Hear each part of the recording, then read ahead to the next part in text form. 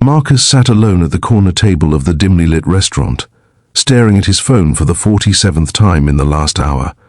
The ice in his water glass had melted completely, leaving nothing but lukewarm disappointment. His carefully ironed shirt suddenly felt too tight around his collar, and the single rose he'd bought from the street vendor outside now looked ridiculous lying on the empty chair across from him. She wasn't coming. Deep down, he'd known it for the last 30 minutes, but admitting it meant accepting that maybe his sister had been right all along. Maybe he wasn't ready. Maybe he'd never be ready to trust someone again after what Jennifer had done to him 3 years ago when she'd walked out the day before their wedding, leaving nothing but a note on the kitchen counter and a gaping hole where his heart used to be. If you believe in second chances, in the unexpected moments that change our lives forever, please hit that like button, leave a comment below sharing a time when a stranger showed you kindness, and subscribe to our channel. Your support means everything, and it helps us bring you more stories that touch the heart and remind us what it means to be human. The waiter had stopped approaching his table 20 minutes ago, the pitying glances replaced with awkward avoidance. Marcus could feel the heat of embarrassment crawling up his neck as other couples around him laughed over wine and shared appetizers, completely absorbed in their own perfect evenings while his crumbled into dust. He should leave. He should pay for his water and walk out with whatever dignity he had left. But something kept him frozen in that chair. Perhaps the stubborn hope that she might still walk through that door, or perhaps just the paralyzing fear of facing his empty apartment again, where the silence had become so loud it screamed. That's when he noticed her. At the table directly beside him, partially hidden by the decorative wooden divider, a woman sat. Alone, with her head bowed, her shoulders shaking with quiet sobs. She was trying to be discreet, dabbing at her eyes with a napkin that was already soaked through, mascara leaving dark trails down her cheeks. Her table looked much like his, a single glass of wine barely touched, a purse clutched tightly in her lap, as though it were the only thing keeping her grounded to reality. Marcus felt an unexpected pull in his chest, a recognition of shared pain that transcended the boundaries between strangers. He watched as she took a shaky breath and reached for her wine glass with trembling hands. And that's when he noticed something that made his own problems suddenly feel smaller.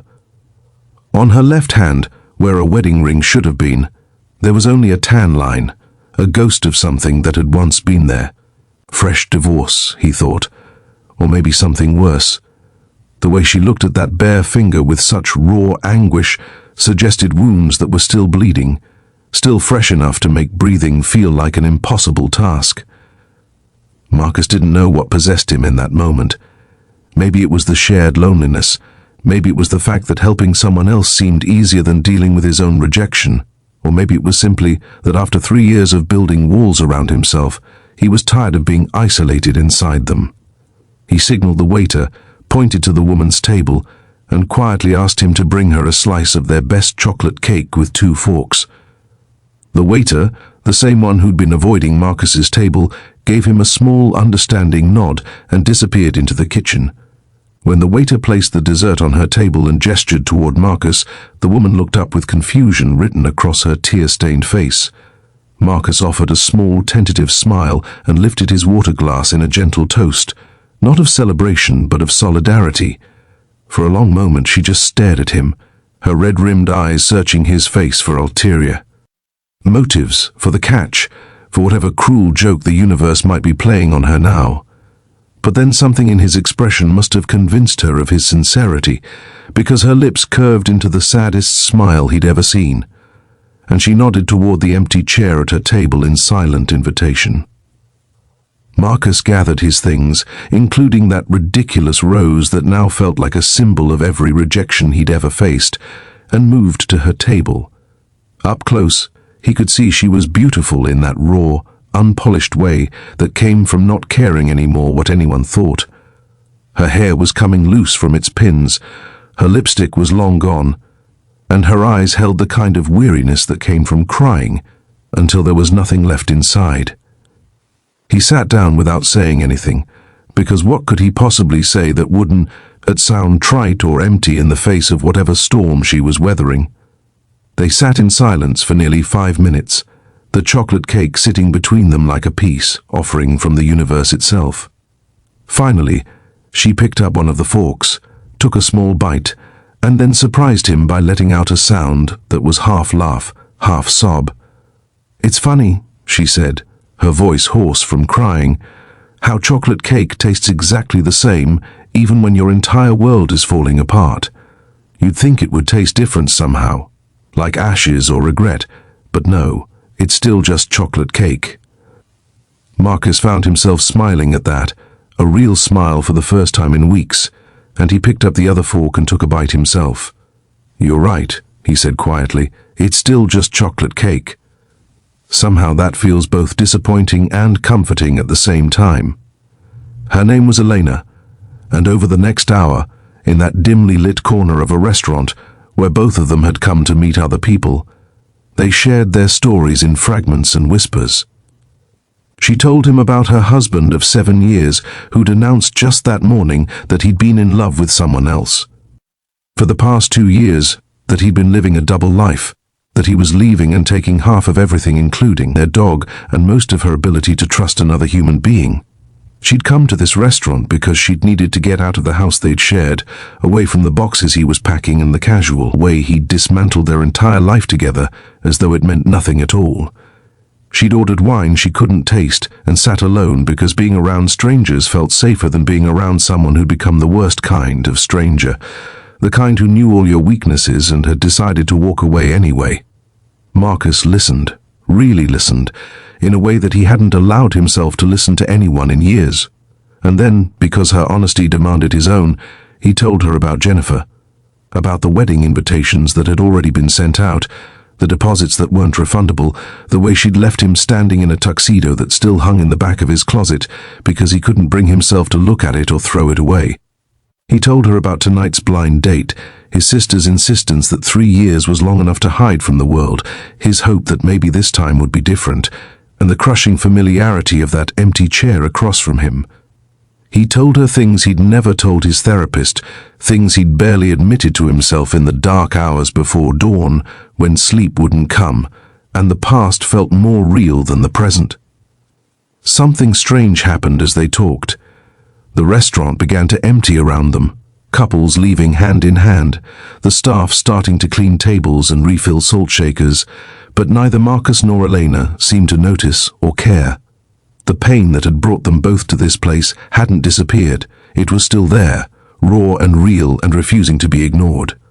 But somehow, sharing it had made it lighter, more bearable, like a burden split between two people instead of carried alone.